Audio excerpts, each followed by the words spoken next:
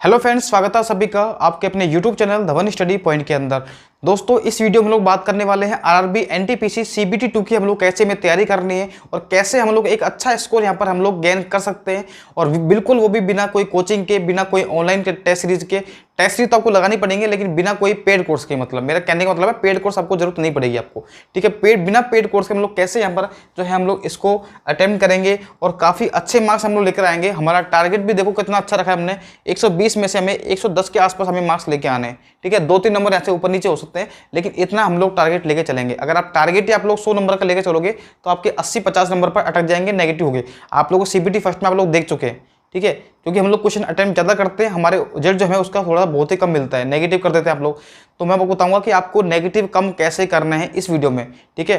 क्योंकि होता क्या है कि हम लोग अटेम्प्ट बहुत सारे कर देते हैं लेकिन फिर भी हमारे मार्क्स नहीं आते हैं, उसका भी आपको बताऊंगा कि रीजन क्या होता है, ठीक है। अब देखिए एक बार, और आप लोग अगर मॉक टेस्ट देते हैं, अगर आप मॉक टेस्ट देते हैं और फिर भी आपके नंबर कम आते हैं, आप बार बार देते हैं फिर भी आपके नंबर कम आते हैं, तो इसका भी मैं आपको बताने वाला हूं सॉल्यूशन। और अगर आपने ये काम कर लिया तो डेफिनेटली आपके मार्क्स भी इंक्रीज होंगे, आपके मॉक टेस्ट में नंबर भी अच्छे आएंगे और आपको यहाँ पर कोई भी कोचिंग लेने की जरूरत भी नहीं पड़ेगी आपको, ठीक है।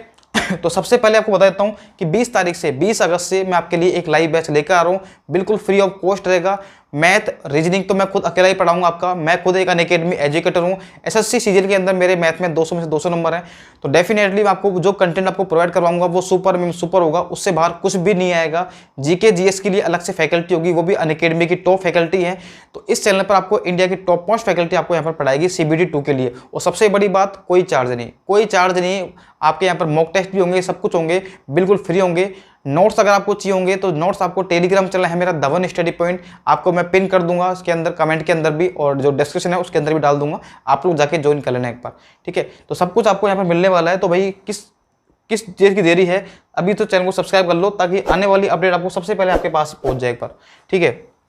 तो देखो, सबसे पहले तो हम बात करते हैं कि आपका जो सीबीटी 2 होता है उसमें क्या क्या आता है भाई। सीबीटी 2 के अंदर क्या क्या इसका एग्जाम पैटर्न होता है उसके बारे में हम लोग एक बार जान लेते हैं, ठीक है। तो देखो, सबसे पहले तो इसमें क्या आती है आपकी रीजनिंग, क्या आती है यहाँ पर रीजनिंग आती है, आप सभी को पता होगा। और रीजनिंग आप लोगों ने प्री में पास भी की होगी तो कोई दिक्कत आपको आएगी नहीं यहाँ पर, ठीक है। उसके बाद होती है यहाँ पर आपकी मैथमेटिक्स, मैथ्स आती है आपकी इसमें, ठीक है। उसके बाद आती है यहाँ पर आपकी जीके और जीएस।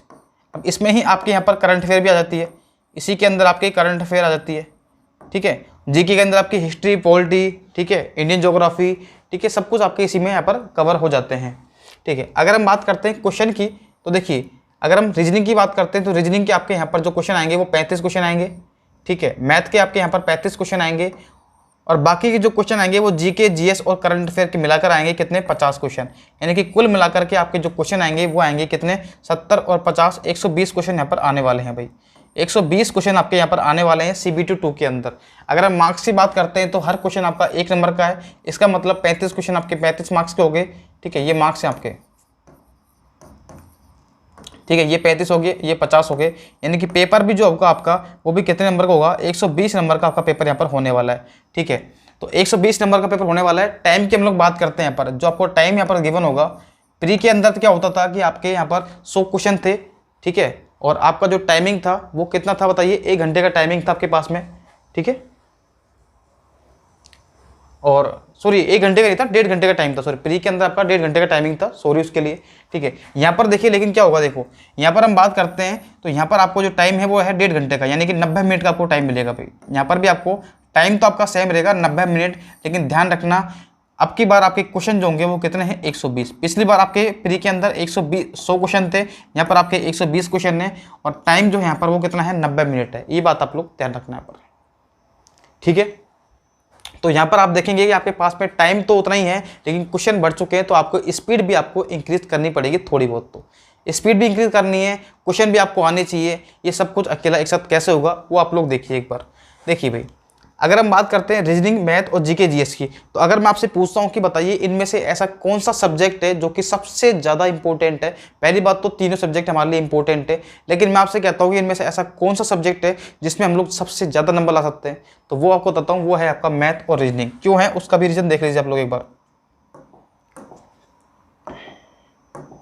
देखो भाई, अगर हम मैथ और रीजनिंग की बात करते हैं तो ये दो सब्जेक्ट ऐसे हैं कि अगर आपका बेसिक क्लियर है भाई, अगर मैथ रीजनिंग का आपका बेसिक यहाँ पर क्लियर है तो डेफिनेटली आप लोग इनमें से फुल नंबर ला सकते हैं, एक भी नंबर आपका नहीं कटेगा।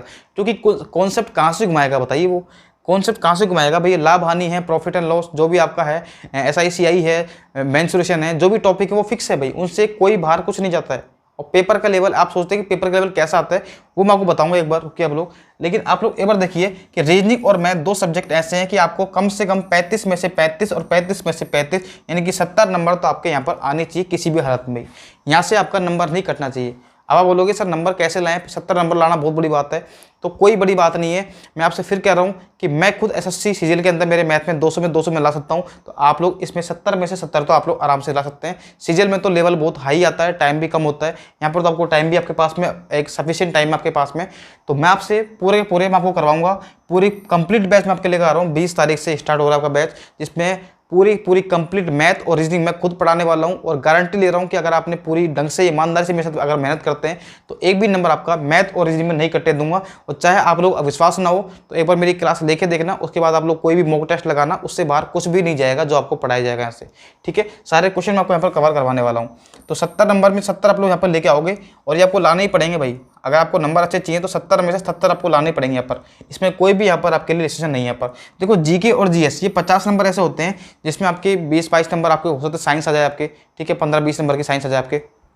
उसके अलावा करंट अफेयर आएगी आपके, हिस्ट्री, पॉलिटी, ज्योग्राफी, ठीक है, इकोनॉमी, ये सारे सब्जेक्ट में आते हैं। तो 50 में से आपको कम से कम नहीं तो ज़्यादा भी नहीं तो कम से कम 40 नंबर यहाँ से खींचने पड़ेंगे भाई। मतलब ये आपके टोटल अटेम्प्ट होंगे भाई, टोटल आपके जो अटेम्प्ट होंगे वो कितने होंगे? यहाँ पर 110 आपके अटेम्प्ट होने चाहिए कम से कम भाई।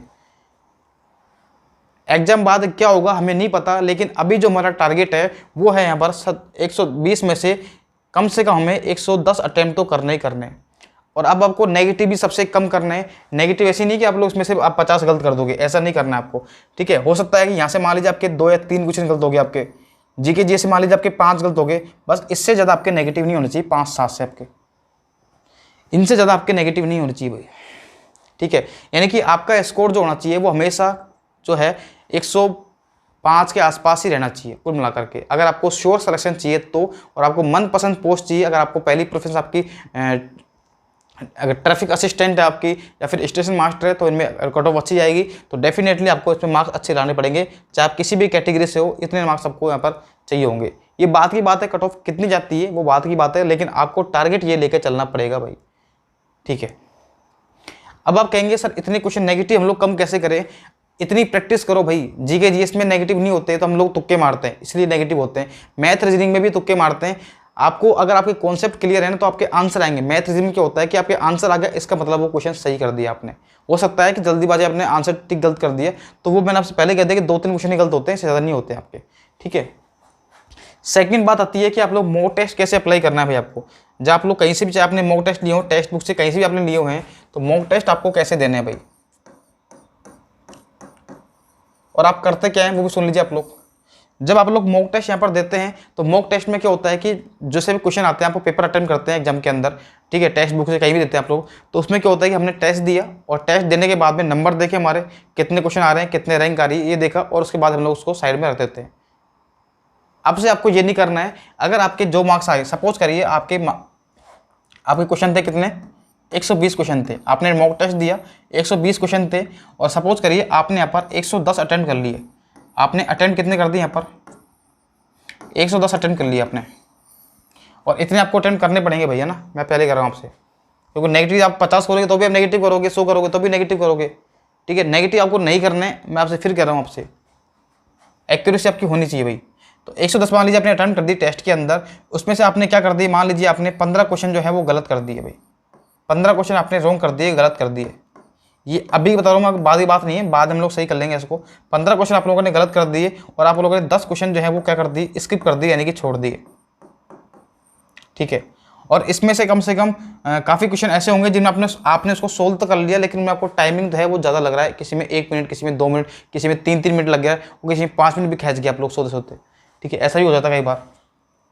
तो जब आप लोग टेस्ट दे दिया आपने, आपके मार्क्स भी आ गए, उसके बाद क्या करना है, सबसे पहले तो आपको ये देखना है कि आपने जो क्वेश्चन जो है वो गलत किए हैं वो क्वेश्चन कौन से हैं। क्योंकि ये बहुत इंपॉर्टेंट क्वेश्चन होते हैं जो गलत करने वाले होते हैं, क्योंकि ये क्वेश्चन ऐसे होते हैं जो आपको आते हैं फिर भी आपने गलत किए हैं।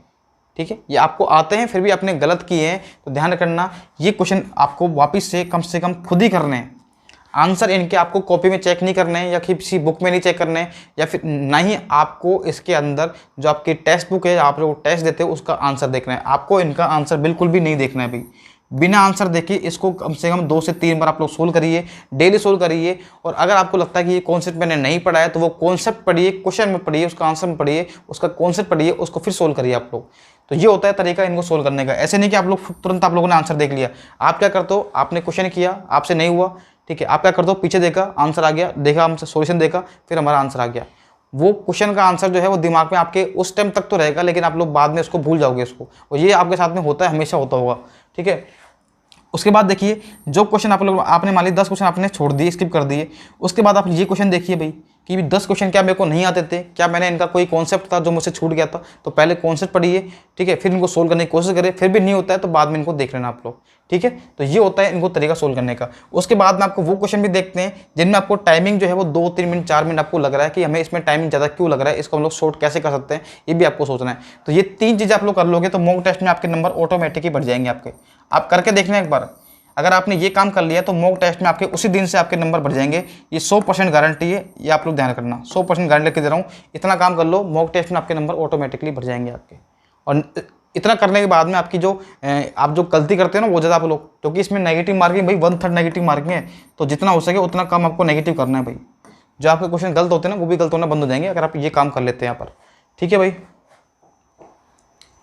तो हमने बता दिया आपको कि आपको ये नंबर कैसे गेन करना है, CB2 में मॉक टेस्ट आते हैं तो वो कैसे आपको तैयारी करनी है, सब कुछ मैंने आपको यहाँ पर कवर कर दिया है। तो आई होप ये वाली वीडियो आपके लिए हेल्पफुल रही होगी। तो वीडियो को शेयर कर देना जितना हो सके, ताकि सभी को पता लगे एक बार कि हमें तैयारी करनी है तो कैसे करनी है। ठीक है, पता होता है हमें तैयारी करनी है, लेकिन करनी कैसे ये आपको पता लग जाएगा आज वीडियो देख के। ठीक है, तो मिलते हैं फिर अगली वीडियो में, जब तक के लिए bye bye, okay, thank you so much.